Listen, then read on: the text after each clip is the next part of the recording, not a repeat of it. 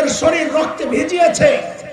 আমাদের কলিজার টুকরা ভাই ওসমান শরীফ বিন হাদি রাহিমাহুল্লাহ যেহেতু তার শরীরকে রক্তে ভিজিয়েছে, আমরা বিশ্বাস করি ইনশাআল্লাহ বাংলাদেশের ইতিহাসটাও বদলাবে।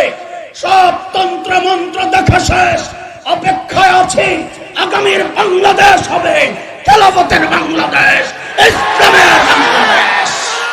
মুহতারাম হাজরিন, আব্দুল্লাহ ইবনে খাতাল যে লুকাইছে না কাবার গিলাফতে টুচা দেখছেন না, নিচে দিয়ে খালি, ওর নিচে দিয়ে তো পাও দেখা যায়। হযরত আলী দেখছেন দুইটা পাও দেখা যায়, বুঝছেন ভিতরে কোনো আসামি আছে না। লুকাবি কে? মাফ করে দিয়েছে, লুকাবি কে? এটা তো লুকানোর জায়গা না, লুকানোর জায়গা মসজিদ, নিজের ঘর, আবু সুফিয়ানের ঘর, এখানে কি? হযরত আলী খোলা তরবারি নিয়ে দিয়েছেন দৌড়। হযরত আলীর দৌড় দেখছেন আর দুই সাহাবী, আসামি দেখে নাই, আলীর দৌড় দেখছে। দেখা বুঝছে আলী এত হালকা লোক না, খামাখা দৌড় দেয় নাই, নিশ্চয়ই কাস্টমার একটা পাইছে, কিছু না দেখে লগে লগে দৌড় দিছে। আব্দুল্লাহ ইবনে খাতালকে কাবার গিলাফের ভেতর থেকে বের করে জায়গায় ওর কল্লাটা ফালাইয়া মাকামে ইব্রাহিম এবং হাজরে আসওয়াদের মাঝখানে বর্ষা গাইরা ওই বর্ষার মাথায় তার কল্লাটা ঝুলাইয়া দুনিয়ার মানুষকে দেখায় দেওয়া হয়েছে আল্লাহর নবীকে যারা গালি দিবে ওদের শাস্তি এমনটাই হওয়া উচিত। দোস্ত, আমাদের যে দাবি ছিল নবীর যুগেও মানুষ ইসলাম থেকে বের হয়েছে, ওই দাবির দলিল দিচ্ছিলাম। এই যে আব্দুল্লাহ ইবনে খাতাল সম্পর্কে পাওয়া যায়, অমুসলমান হয়েছিল মদিনায়, মদিনা থেকে মদিনার রাখালদেরকে হত্যা করে পশুগুলা নিয়ে পালাইয়া মক্কায় এসে ইসলাম ত্যাগ করে। তাহলে কি বোঝা গেল? নবীর যুগেও মানুষ ইসলাম থেকে বের হয়েছে, পাইছেন? সাহাবীদের যুগেও বের হয়েছে। আজকের সৌদি আরবের রাজধানী রিয়াদ এর কাছের একটা অঞ্চল হচ্ছে ইয়ামামা। এই ইয়ামামার অনেক বড় এক গোত্র ছিল বনু হানিফ। এই বনু হানিফের অনেকে মুসলমান হলেও এক পান্ডা ছিল, নাম ছিল মুসাইলিমা, যা আমাদের কাছে পরিচিত মুসাইলিমাতুল কাজ্জাব নামে। এই মুসাইলিমাতুল কাজ্জাব মিথ্যা নবুয়তের দাবিদার। ওকে যারা অনুসরণ করেছে হযরত আবু বকরের জামানা, তারাও ইসলাম থেকে বের হয়েছে। প্রমাণিত হলো সাহাবীর যুগেও মানুষ ইসলাম থেকে বের হয়েছে। হযরত শেখ আবুল হাসান আলী নাদবী বলেন, খুব সূক্ষ্ম কথা, একটু মনোযোগ লাগবে।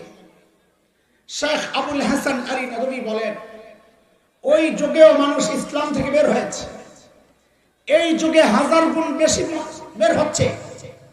পার্থক্য কি শুধু সংখ্যায়? হযরত বলেন না, পার্থক্য সংখ্যা না, মূল পার্থক্য ভিন্ন। কি সেটা? হযরত বলেন, ওই যুগে যারা ইসলাম থেকে বের হয়েছে ওরা নিজেরাও জানতো আমরা আর মুসলমান নাই, ইসলাম থেকে বের হয়ে গেছে। যেই সমাজে মুরতাদ হয়েছে সমাজ জানতো ইসলাম থেকে বের হয়ে গেছে। কিন্তু আফসোস, এই যুগে তার চেয়ে 1000 গুণ বেশি মানুষ ইসলাম থেকে বের হচ্ছে। ও নিজেও জানে না আমি ইসলাম থেকে বের হয়ে গেছি। যেই সমাজে মুরতাদ হচ্ছে সমাজও জানে না সে ইসলাম থেকে বের হয়ে গেছে। বড় কঠিন অবস্থা যাচ্ছে। সে এমন এমন কথা বলছে শরীয়তের মানদণ্ডে সে মুসলমান থাকে না, অথচ তাকে যদি আপনি বলেন ভাই আপনার ঈমান নাই, সে খেপে যাবে। আমার ঈমান কেমনে থাকে না, এই সিদ্ধান্ত আপনি দিবেন না, আল্লাহ দিবে। আমার বাপ হজ করছে, আমার দাদা হজ করছে, আমার ঈমান কেমনে যায়?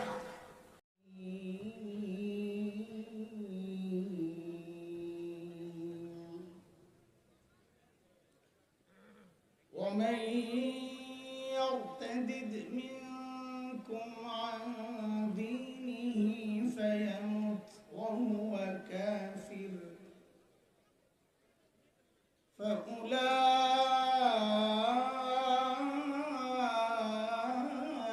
فأولئك حبطت أعمالهم في الدنيا والآخرة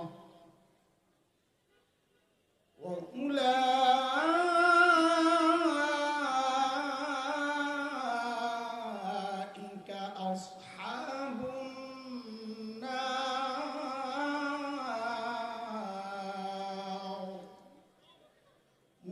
فيها خالدون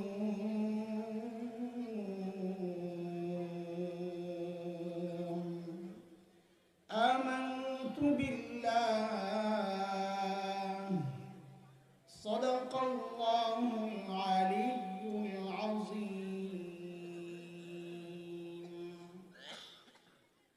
কুমিল্লা জেলা কওমি মাদ্রাসা সংগঠন বুড়িচং উপজেলা শাখার উদ্যোগে আয়োজিত আজকের এই ইসলামী মহাসম্মেলনের মুহতারাম সভাপতি, উপস্থিত হযরত উলামায়ে কেরাম, প্রিয় ছাত্র ভাইয়েরা, যুবক বন্ধুরা, আল্লাহ তাআলার অশেষ মেহেরবানি যে মালিক এমন এক মুবারক মজলিসে আমাকে উপস্থিত করেছেন, সেজন্য আমি আমার মালিকের শুকরিয়া আদায় করছি।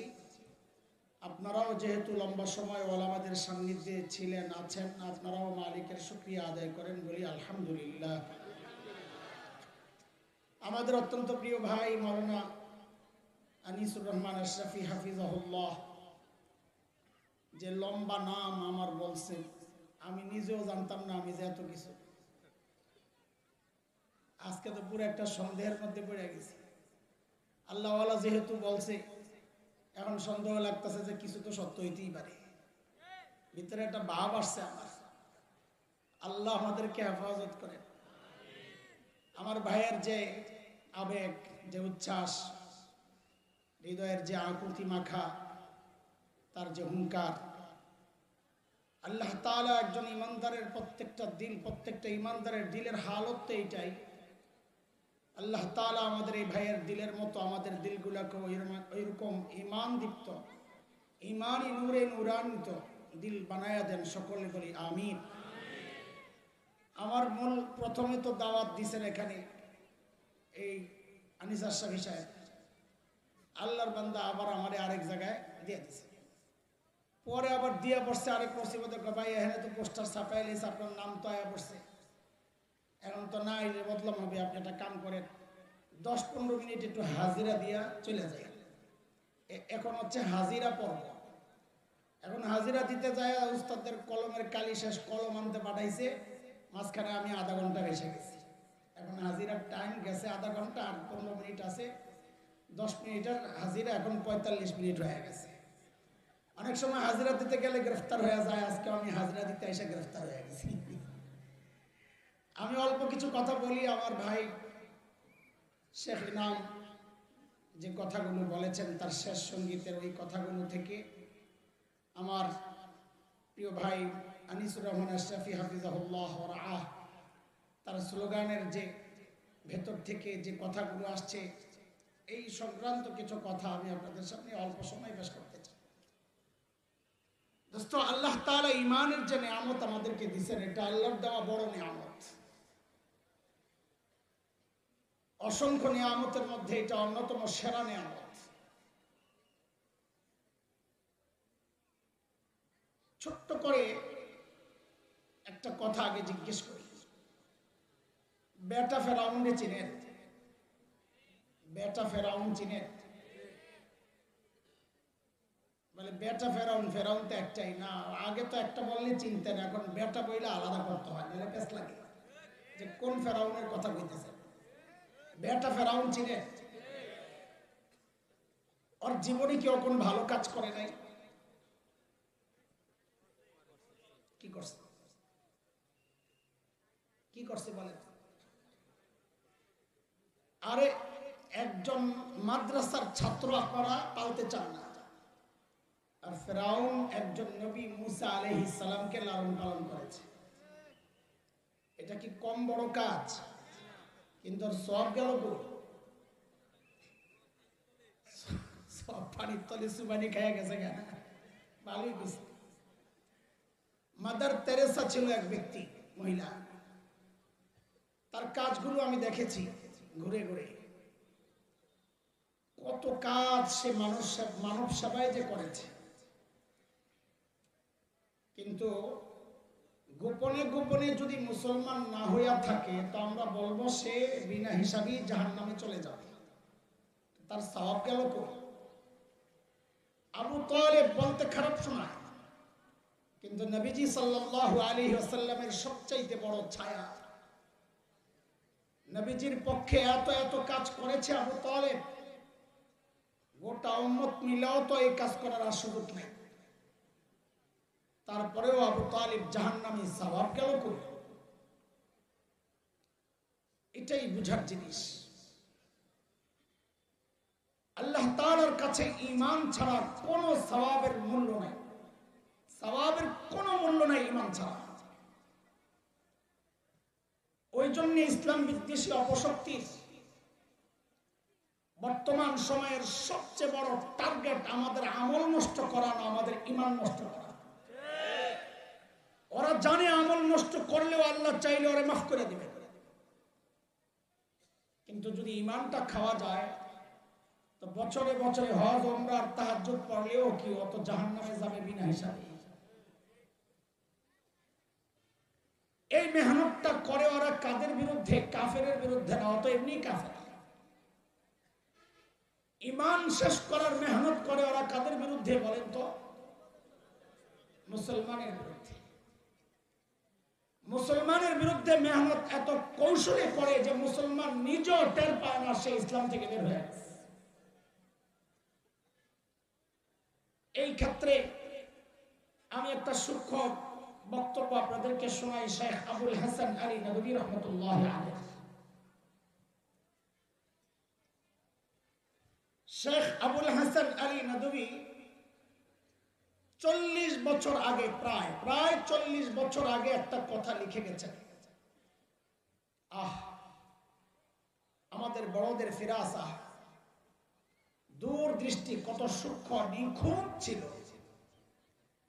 শেখ আবুল হাসান আলী নদভীর লেখা যখন পড়ি আমার কাছে মনে হয়েছে তিনি 40 বছর আগে লেখেন নাই, তিনি বর্তমান বাংলাদেশের পরিস্থিতির দিকে তাকায় তাকায় লেখাটা লেখছেন। শেখ আবুল হাসান আলী নদভী বলেন, মুরতাদ মানুষ নবীজি সাল্লাল্লাহু আলাইহি ওয়াসাল্লামের যুগেও হইছে। এই মুরতাদ মানে কি? সহজে বলেন, যারা ইসলাম থেকে বের হয়ে গেছে। বলেন আমার সাথে একটু, মুরতাদ কাকে বলে আমি সেটা বলতেছি, আমি তর্জমা করাইলাম। বলেন মুরতাদ মানে, একটু বলেন আবার আমার সাথে, মুরতাদ মানে? শেখ আবুল হাসান আলী নদভী বলেন, মুরতাদ মানুষ নবীজির যুগেও হয়েছে, সাহাবীদের যুগেও হয়েছে, এই যুগে 1000 গুণ বেশি হচ্ছে। আচ্ছা একটা কথা একটু ভেঙে নিন। নবীজির যুগে ইসলাম থেকে বের হয়েছে, কথাটা শুনতে কেমন কেমন লাগে, অনেকে আবার কি মনে করে আল্লাহ। তা আপনি একটা প্রমাণ নেন, তাই আর কথায় কোনো সংশয় থাকবে না। নবীজি সাল্লাল্লাহু আলাইহি ওয়াসাল্লাম মক্কা বিজয়ের দিন যখন মক্কায় ঢোকেন বিজয়ী বীর, তখন আবু সুফিয়ানের মাধ্যমে একটা খবর পৌঁছাইছিলেন মক্কায়। কি খবর? মান দাখালাল মসজিদাল হারাম ফাহুয়া আমিন, মসজিদে হারামে গিয়ে যে আশ্রয় নিবে সে নিরাপদ। মান দাখালা দারা আবি সুফিয়ান ফাহুয়া আমিন, আবু সুফিয়ানের ঘরে যে আশ্রয় নিবে সেও নিরাপদ। মান আগলাকা বাবাহু ফাহুয়া আমিন, যে অস্ত্র ব্যবহার না করে নিজের ঘরের দরজা লাগায় ভেতরে অবস্থান করবে সেও নিরাপদ। লা তাসরিবা আলাইকুমুল ইয়াউম, বলে নবীজি মক্কায় যখন ঢুকে সাধারণ ক্ষমা ঘোষণা করেছিলেন, সবাইকে আমি মাফ করে দিলাম। কিন্তু কিছু মানুষের নাম বলেছেন নবীজি, এদের ক্ষমা নাই। এই এলাকা ঐতিহাসিকদের মধ্যে সামান্য কিছু মতপার্থক্য থাকলেও অধিকাংশের যে মত, বিশ্ববিখ্যাত আলিম শেখ ইবনে তাইমিয়া রাহমাতুল্লাহি আলাইহির এক বিখ্যাত কিতাব আছে, ওলামাদের কাছে পরিচিত নাম আস-সারিমুল মাসলুল আলা শাতিমির রাসূল। ওই কিতাবে শেখ ইবনে তাইমিয়া রাহমাতুল্লাহি আলাইহি 15 জনের নাম আছে। 15 জন। কয়জন?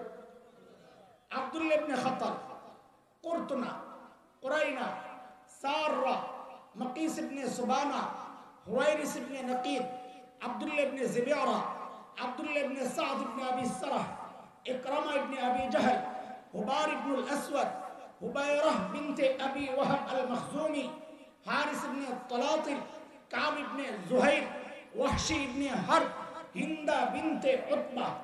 নবীজি এই 15 জনের নাম ঘোষণা করেছিলেন, এই 15 জনকে যেখানেই পাওয়া যাবে ধৈরাই হত্যা করতে হবে। এই 15 জনের একজন ছিল আব্দুল্লাহ ইবনে খাতাল। আব্দুল্লাহ ইবনে খাতাল যায় কাবার গিলাফের ভিতরে যায় লুকাইছে। কোন জায়গায়? কেন তুই আর জায়গা পেলি না? এক একজন এক এক দিকে পালাইছে। হযরত ইকরামা তো ইয়ামানের দিকে, পরে অবশ্য বিবির মাধ্যমে মুক্তি পাইছেন উম্মে হাকিম বিনতে হারিস ইবনে হিশাম বিবি। আব্দুল্লাহ ইবনে খাতাল যায় লুকাইছে কই? কাবার গিলাফের ভিতরে। কেন? ওই কি বোকা? ও জানে না মুসলমান সর্বপ্রথম কাবার কাছে আসবে, জানে না তো ওখানে গেছে কে? ও ছিল বাটপার, চরম বাটপার। ওরে বাটপার। কোন বাটপার রে? ওই বাটপার মনে করছে কি মুসলমান তো কাবাকে সম্মান করে, ভালোবাসে, কাবার গিলাফ দিয়া যদি আমি নিজের জড়াই তো মুসলমান মনে হয় আমারে ছেড়ে দিবে। মুসলমানের আবেগের জায়গা দিয়া মুসলমানকে ধোঁকা দিতে চাইছে। যেই ধোঁকাটা এখনকার কিছু কিছু রাজনীতিবিদ দিতে চায়।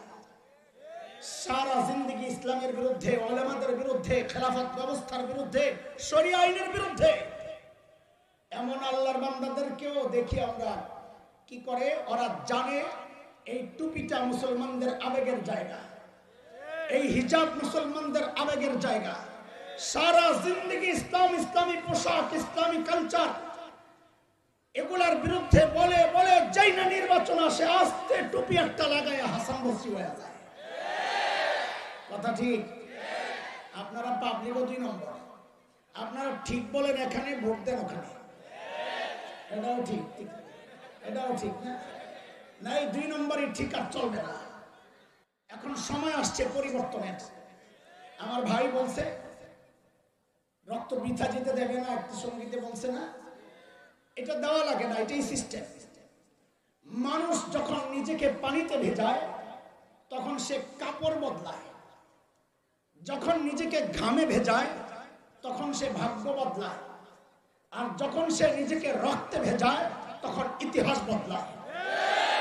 উলামারা যেহেতু নিজের শরীর রক্তে ভিজিয়েছে, আমাদের কলিজার টুকরা ভাই ওসমান শরীফ বিন হাদি রাহিমাহুল্লাহ যেহেতু তার শরীরকে রক্তে ভিজিয়েছে, আমরা বিশ্বাস করি ইনশাআল্লাহ বাংলাদেশের ইতিহাসটাও বদলাবে। সব তন্ত্র মন্ত্র দেখা শেষ, অপেক্ষায় আছি আগামীর বাংলাদেশ হবে খেলাফতের বাংলাদেশ, ইসলামের বাংলাদেশ।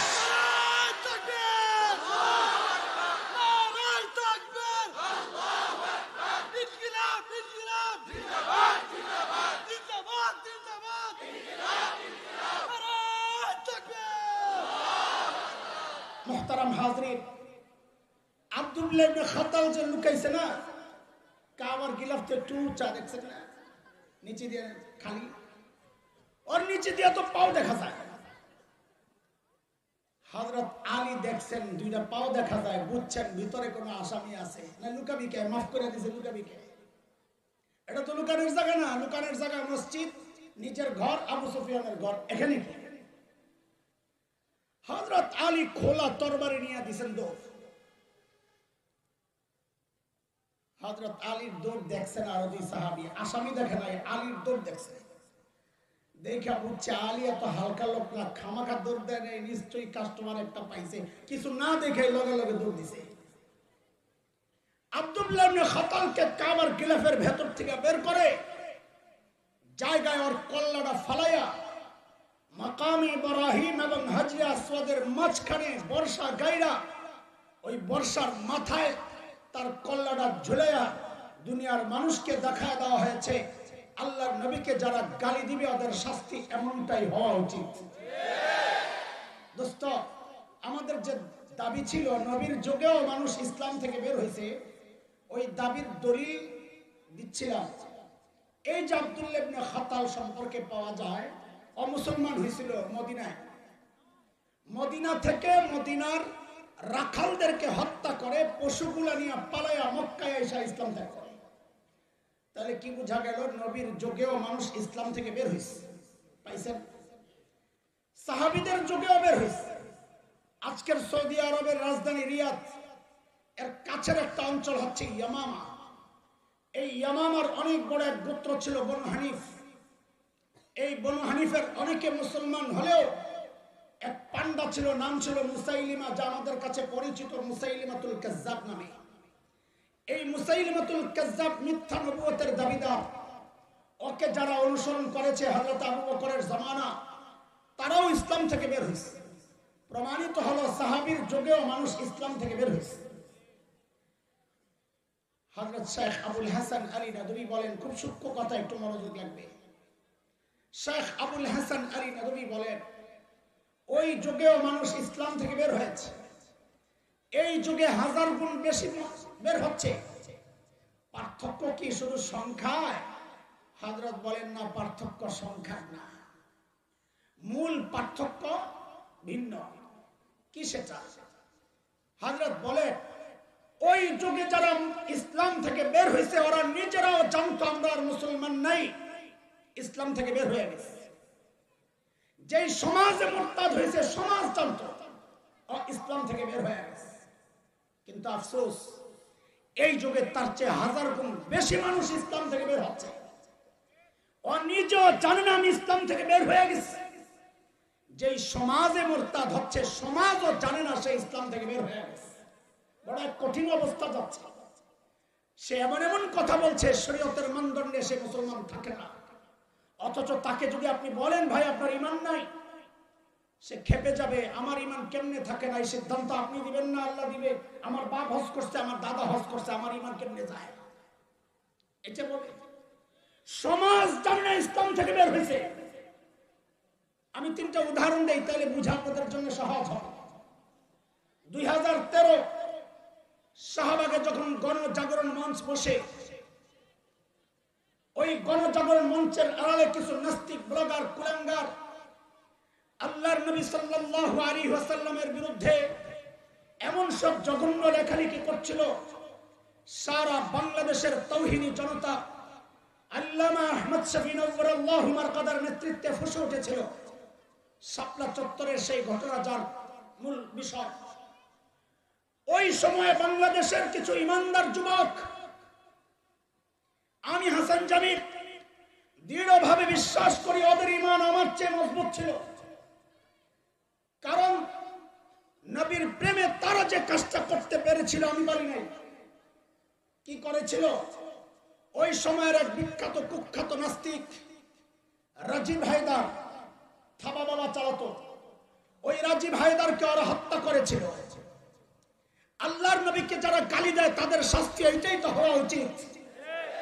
আমরা কাউকে নবীর দুশমন হত্যা করার জন্য উৎসাহিত করছি না, কিন্তু দেশের একজন নাগরিক হিসাবে এই দাবি করা আমাদের নৈতিক অধিকার, আমাদের অধিকার, আমাদের নৈতিক দায়িত্ব এবং অধিকার। তোমার বাবাকে গালি দিলে তার শাস্তি হয়, তোমাদের শাসন ব্যবস্থা নিয়ে সমালোচনা করলে তার শাস্তি হয়, তোমার সন্তানকে নিয়ে কটূক্তি করলে তার শাস্তি হয়। তোমরা তোমাদের আপনজনকে যতটা ভালোবাসো, এই ইমানদার জনগোষ্ঠী তার নবীকে তার চেয়ে 1000 কোটি গুণ বেশি ভালোবাসে। সে ভালোবাসার জায়গা থেকে আমাদের দাবি, আইন আমরা নিজের হাতে তুলে নিতে চাই না। বাংলাদেশে কিছু কুলাঙ্গার মাঝে মধ্যেই ধর্মীয় একটা পরিচয়ে নিজেকে আড়াল করার চেষ্টা করে, বাঁচানোর চেষ্টা করে, কিন্তু মাঝে মধ্যে আমার নবীকে নিয়ে ওরা কটূক্তি করে, গালাগালি করে। ইমানদাররা নিজেদেরকে সহ্য করতে না পারে হামলে পরে আমরা উৎসাহিত করছি না, কিন্তু আমাদের দাবি একটাই, সাময়িক গ্রেফতার করে আমাদের চোখে যে ধুলা দেওয়ার চেষ্টা করা হয়, এই সমস্ত ধোঁকাবাজি আমরা মানি না। আইন করতে হবে, অন্য কোনো শাস্তি মানি না। আল্লাহর নবীকে নিয়ে যারা কটূক্তি করবে ওদের একটাই বিচার করতে হবে, প্রকাশ্যে মৃত্যুদণ্ড দিতে হবে, মৃত্যুদণ্ড দিতে হবে।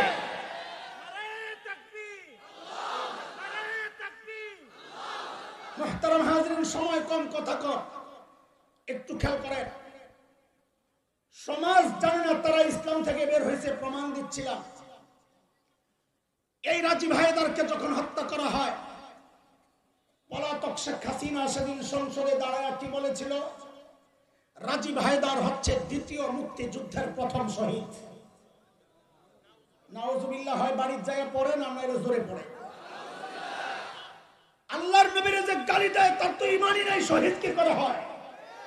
বরং তাকে যারা শহীদ বলেছে তাদের ইমান নিয়েও আমাদের সন্দেহ আছে। শহীদ কেন বললো? সমাজ জানে না ইসলাম থেকে বের হয়েছে। সাহাবাদের জানাজা হলো, কাফেরের জানাজা হয় কেন পড়া হলো? সমাজ জানে না ইসলাম থেকে বের হয়েছে। হ্যাঁ, আমরা জানি আপনাদের কারো কারো এই চিন্তা আসতে পারে, হুজুর আপনাকেও দোষ আছে, আপনারা জানাজা পড়াইলেন কেন?